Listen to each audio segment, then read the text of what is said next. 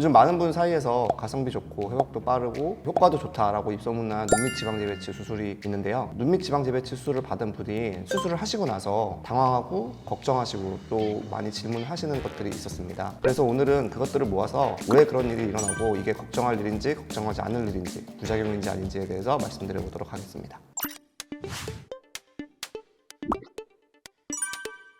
첫 번째 질문입니다. 수술을 하고 나서 왜 테이핑이 안 된 상태로 나와 있죠? 라고 질문하시는 분들이 많이 있습니다. 이거 같은 경우에는 이제 병원마다 좀 차이가 있을 수 있습니다. 많은 병원에서는 수술하고 나서 수술한 부위에 테이핑을 이렇게 해놓는 경우가 많은데요. 투기 성형외과에서는 눈밑 지방 재배치 수술 후에 테이핑을 잘 시행하지 않습니다. 수술 후에 테이핑 같은 경우에는 붓기를 좀 적게 하면서 동시에 우리가 미처 잡지 못한 피들을 스스로 눌러서 지혈될 수 있도록 하기 위한 목적이 많은데요. 저 같은 경우에는 대부분 눈에 보이는 부분들을 다 지혈하고 나오고 수면이 깊게 들어가 있어서 많이 붓지 않으시기 때문에 굳이 테이핑을 시행하지 않습니다. 그래서 테이핑이 없다고 해서 뭐 특별히 문제될 건 없고 테이핑 하고 나오지 않으신다면 나는 좀 더 수술의 지혈이 잘 되었구나 라고 생각하셔도 무난할 것 같습니다.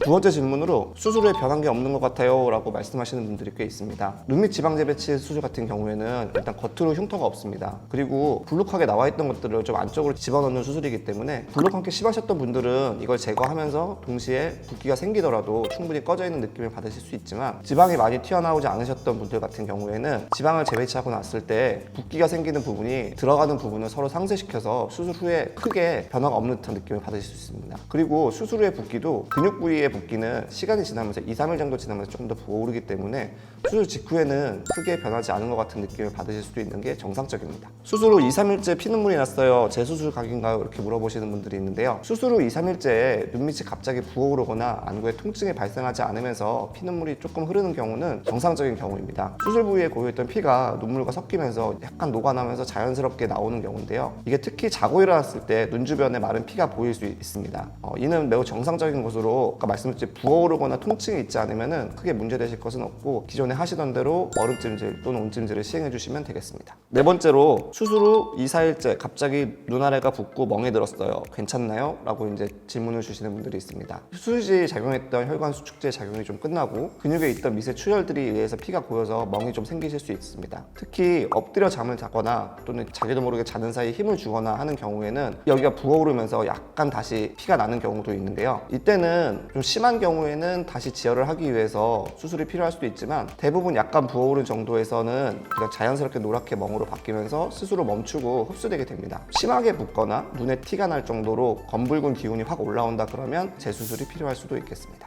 대부분 이거를 스스로 판단하시기보다는 병원으로 연락을 주시면 사진이나 직접 진료를 보시고 재수술이 필요한지 안내해 드리니까 걱정되게 붓는다라고 하시면 병원으로 연락 주시는 것이 더 좋겠습니다. 수술 후 1-2주 정도가 지나니까 눈에 이물감이 들어요. 수술이 잘못된 걸까요? 라고 하시는 질문들이 꽤 많이 있습니다. 봉합을 시행하지 않는 병원들도 있지만 좀 깔끔한 흉터를 위해서는 저희는 녹는 실로 절개 부위에 봉합을 합니다. 그러면서 드물게 봉합사의 일부가 이물감을 만들 수도 있는데요. 하지만 봉합을 시행하지 않는 경우에 흉터살이 좀 더 넓게 형성되고 튀어 올라오면서 반영구적인 이물감을 만들거나 결막이 안쪽으로 말려 들어가서 눈 아래가 좀 심하게 당겨지는 느낌을 드는 경우가 많기 때문에 저 같은 경우는 봉합을 권장하고 있습니다. 봉합사에 매듭이 노출된 경우에는 병원에서 저희가 확인 후에 제거를 해드리고 만약에 실에 그냥 일부가 자연스럽게 노출된 것이라면 이것은 녹는 실이기 때문에 놔두면은 몸 안으로 자연스럽게 흡수가 되게 됩니다.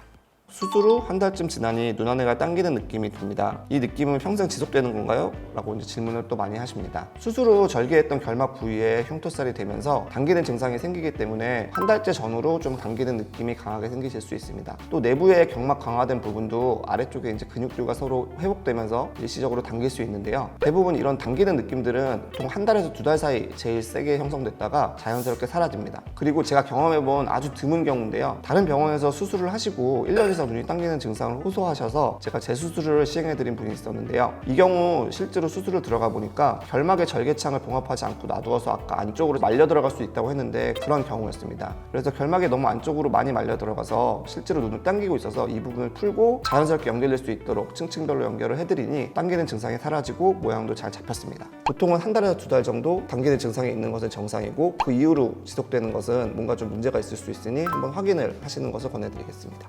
수술 수술 후 한 달이 지났어요. 눈꼬리가 변한 것 같습니다. 라고 질문을 주셨는데요. 위에 말씀드린 것처럼 이게 결막 부분하고 안쪽 부분이 흉터들이 형성되면서 아래로 당긴 듯한 느낌이 들어서 눈꼬리를 잠시 변화시킬 수 있습니다. 이 경우 당기는 힘이 좀 세게 되면은 아래로 좀 눈이 내려가 보이고요. 당기는 힘을 보완하기 위해서 눈 근육들이 많이 작용을 하면 오히려 좀 눈꼬리가 올라가 보이는 경우도 있을 수 있습니다. 그래서 눈꼬리가 약간 변했다고 느끼시는 것은 정상적으로 나타나는 거고, 한두 달 정도 지나고 나서 눈에 당기는 증상이 조금씩 줄어들게 되면 자연스럽게 원래 눈 모양으로 돌아올 수 있습니다.